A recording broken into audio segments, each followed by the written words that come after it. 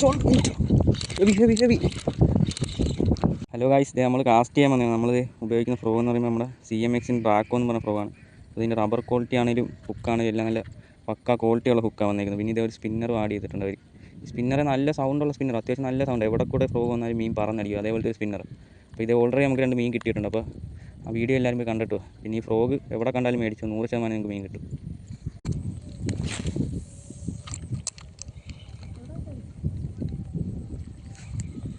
അപ്പോൾ അടിച്ചിട്ടുണ്ട് guys.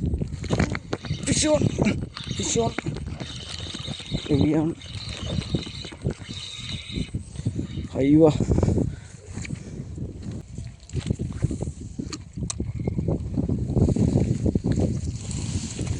Fish on heavy heavy heavy.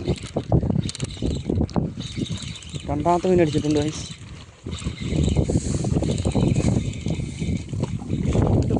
Guys size സാധനം.